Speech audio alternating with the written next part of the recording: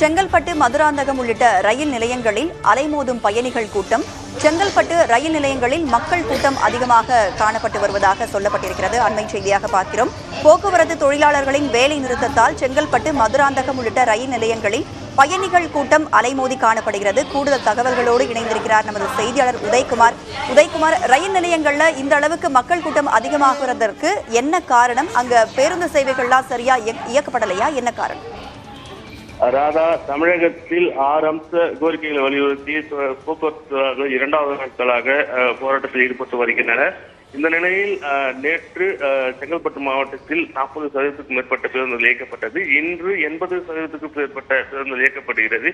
இருப்பினும் பொதுமக்கள் காலையில் சென்னை மற்றும் புறநகர் பகுதிகளில் பணிக்கு செல்வது, கல்லூரி செல்வது என அதிக அளவில் மேல்மருவத்தூர், செங்கல்பட்டு, சிங்கப்பெருமாள், மரமல் நகர், மதுராந்தகம் உள்ளிட்ட ரயில் நிலையங்களில் அதிக அளவு பயணிகள் வழக்கத்துக்கு மாறாக இன்று ரயில் நிலையம் சென்றனர். இதனால் ரயில் நிலையங்களில் கூட்ட நெரிசல் ஏற்பட்டது. தொடர்ந்து போக்குவரத்து தொழிலாளர்கள் இரண்டாவது நாட்களாக பணியில் ஈடுபட்டு வருகின்றனர். இதனால் நாளை எப்படி இருக்கும் என்று தெரியாது. தொடர்ந்து போக்குவரத்தை புறக்கணித்துவிட்டு பொதுமக்கள் ரயில் சேவைகளை பயன்படுத்தி வருகின்றனர். தகவல்களை வழங்கியமைக்கு நன்றி உதயகுமார்.